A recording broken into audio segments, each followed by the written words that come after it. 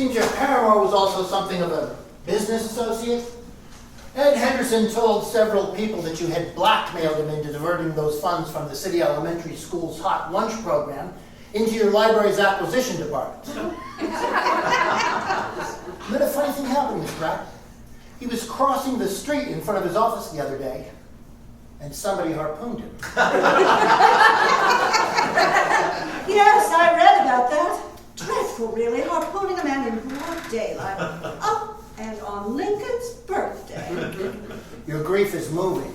Well, that will only marginally affect Mr. Henderson's sexual performance. You're a real sweetheart, Pratt. Would a hypocritical display of grief make you feel better, Lieutenant? Maybe a few straight answers would. Henderson's accusations, followed by his untimely death, together with your unique interest in harpoons, raises some serious questions. I assure you, Lieutenant, my harpoons are exclusively decorative. But you are licensed to operate a real harpoon, aren't you? Yes, I flirted with whaling in college. Fell in love with Moby Dick and got a little carried away. I experimented with a lot of things when I was in college. I'll bet you did. But surely Homicide Star Detective didn't come all the way down to the library to discuss my collegiate hygiene. No, I didn't. I'll get straight to the point. Did you threaten to expose your affair to Ed Henderson's wife if he didn't divert those funds into your acquisition department? I like your directness, Lieutenant. I used to sing that little dental hygiene. Just answer the question. Very well. If you insist on being a bore, no, I didn't. Ed Henderson Ed said that you Henderson did. was a very disturbed man. Ed Henderson was one of the finest elementary school administrators this town ever had. And a good friend. He didn't deserve to die with a harpoon in his back. I see. So this is personal. You're damn right it is, Pratt. And if I find out you had anything to do with this, I am going to nail you to the wall. Well, now that might be interesting. Let me tell you something, Pratt. I don't like you. I don't like the way you run your library. I don't care if you do have the finest collections of books and online resources in the country. You're still scum to me. The only thing you give a damn about is providing an abundance of easily accessible, high-quality cultural resources to the public. Well, you didn't find me so deplorable the night of the City Employee Awards banquet. I want you to know I've never forgotten our little tryst in the Sidney Krantz Memorial Conference Room at the City Center. Nothing happened between us. And if it did, I was drunk and on the rebound. That's right. You'd just been dumped by that knick-knack-brained aerobics instructor. You told me you were looking for a woman with intellectual curves. I was. And I thought I'd found her. But I soon saw that your intellectual curves led you down a blind alley of moral ambivalence. You're the one who's blinded Steve with your petty, dualistic sense of morality. It's a pity, really. Someone with your potential clinging so timidly to mediocrity.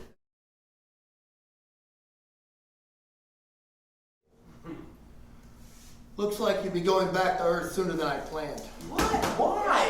They've turned the Holy Land into a friggin' carnival of whores. Besides, it's 2012. I want to get the jump on the Mayans. You know what happened to me last time I went down there? Crucifixion has been abolished as a form of execution. It has? Although in certain areas they do run electrical charges through people's testicles. I'm not going. Don't worry, that's not going to happen to you. I just mentioned it as a point of interest. I suppose it's no worse than being flogged. All right, I told you before that wasn't my fault. I just sent you down there to get crucified. How did I know that? What do you think they use whipping post for, Dad? Tetherball? Would you relax? Easy for you to say. Look, I guarantee there will be no electric charges run through your testicles, all right? Oh, it's just going to be a picnic down there, right, Dad? Do you really think you can save the human race without suffering a little? I guess not, but it's the way you make me suffer. I mean, condemned murder's got a painless shot. Even dogs get put to sleep peacefully.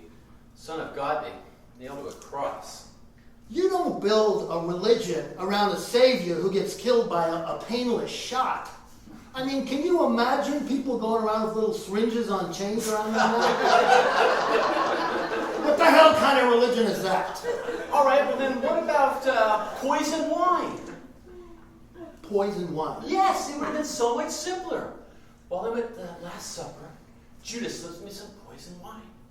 All right, I clutch my stomach. I fall to my knees. I say my last words, and everyone is spellbound. Then I glide gently to the floor, dead. I still died to expiate original sin, haven't I? I can't believe you missed the point of your own death. No, on the contrary, I got the point. After about 30 lashes with that rather overzealous centurion's whip, and all the rest, the jeering, the spitting, and the cursing, I mean, that's just overkill. Oh, what? So you're saying I went too far? I'm saying you have a tendency to be a little overly dramatic. Remember the time you flooded the earth? Yeah, the human race was hopelessly mired in wickedness. Just because a few guys were worshiping false idols and getting a little loose, Getting a little loose? You call bestiality getting a little loose? All right, Dad. What percentage of the people who died in those icy floodwaters were involved in bestiality? I don't go by percentages. No, you see one guy making with a goat and you drown them all like a bunch of rats. Damn right! Terrific. It was a damn disgusting sight. They're lucky I didn't liquidate the entire planet. Why don't you just wipe them all out then, Dad? You know, you are just like your mother. How do you mean? A smartass. You're talking about the Madonna. Yeah, well, the Madonna's got a cynical streak a mile wide. I wonder why. What? Nothing. You got any other comments you'd like to make? Yeah. I want to go back to Earth. You're going.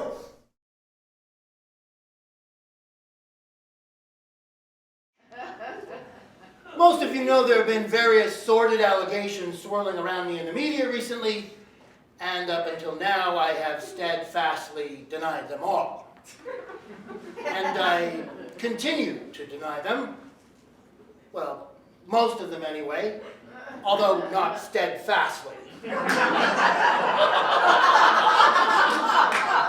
And those that I do admit I will not detail for you here today, as I do not wish to contribute to the carnival-like atmosphere and lynch mob mentality whipped up by the haters. As you can imagine, this cruel witch hunt has taken a severe toll on my family. And for that, I apologize to my lovely wife, Eleanor, who suffers from irritable bowel syndrome, but who nonetheless is by my side today. Okay, let's get to the elephant in the room here, shall we? I'm sure by now most of you have seen that vile video of me lighting a crack pipe with a burning copy of the U.S. Constitution while wearing an Osama bin Laden t-shirt and sodomizing a gay neo-Nazi prostitute on the altar of St. Christopher's Church while screaming the N-word at the top of my lungs. First of all, I've spoken with several professional video producers, and they've all assured me that this video easily could have been fabricated. But if it wasn't, I want you all to know that I have a minor and highly treatable drinking problem that may have been the result of childhood sexual abuse I suffered at the hands of a now deceased uncle who was unavailable for interviews. And I'm going into a treatment program first thing tomorrow morning. Not that I'm an alcoholic. I would never, ever fuck a gay neo-Nazi blow boy on the altar of St. Christopher's Church. But if I did, I am 100% certain that it would have been after one too many drinks following a long day of serving my constituents.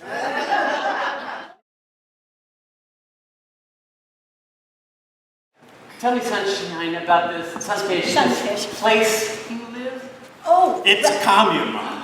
it's a community based on the teachings of Karl Marx, Emma Goldman, Saint Germain, and Deepak Chopra. That sounds interesting. Tell me, Sunfish, how do you reconcile the class warfare philosophy of Karl Marx with the New Age philosophy of Saint Germain. Oh, we believe if you fail to initiate class conflict in this lifetime, you can do it in your next. And tell me, Craig, how do you like living on this community commune? Oh, well. He had trouble adjusting to everyone sharing lovers at first, but he's dealing now. Sharing lovers? Well, that must be an interpersonal struggle. Oh, but I it took me forever to convince him that human beings are bisexual by nature. He was so hung up. But he's starting to loosen up now after his first few sexual encounters with men. Mom, Dad, I didn't know what kind of community it was. I think it's terrific, Craig. What? I mean, I think we spend too much damn time worrying about which throbbing organ is penetrating which quivering orifice. I mean, if you're out there having a good time and you're not spreading filthy diseases, what the hell difference does it make? You didn't tell me you had such cool parents, Craig. I didn't know I did. What Craig means is we used to be hung up. Not anymore. What does that mean? Should we? Craig, your mother and I are swingers. What? We swing? With other people? It's difficult to swing without other couples. Other couples? How many other couples? This month? How many were there? Oh my God, my parents are Craig, chill out. You two are middle-aged, for Christ's sake. You're not even supposed to be having sex with each other. Now you're out screwing the neighbors every night? Oh no, honey, it's not the neighbors. Well, the Tuckers, of course. Yeah. You got the Tuckers involved in Oh this. no, honey, it was the Tuckers who extended the invitation for us to try the lifestyle. Mr. Tucker was my Little League coach. Yes. And now you're out doing foursome with them? This is so cool, Craig. So you two ladies better get off your asses and bag me a psycho ASAP, or so help me Jesus, I will have the both of yous doing 24-hour blowjob patrol in the bus depot toilets. You using Olario, Betsino? What? Dry skin. A little, I guess. Oh, I think you owe it to yourself to try Iraflow. Iraflow. It's got Richie Molliants like lanolin, just like Olario. But it's also got these what you call your humectants. And what the humectants do see is they Well, they absorb water from the air and hold moisture in the skin. Oh, right, Murphy. It's also really good for softening scaly or thickened skin. Yeah, but Chief, Olario's got a lot of preservatives which can cause skin rashes. Can we get back to the case here? Yeah, but all moisturizers gotta have preservatives to protect from bacterial contamination after the product's open. Yeah, the Iraflow's got a lot of unnecessary preservatives. Oh, sure, but look, Vic's got really dry skin. I think he needs an oil-based moisturizer.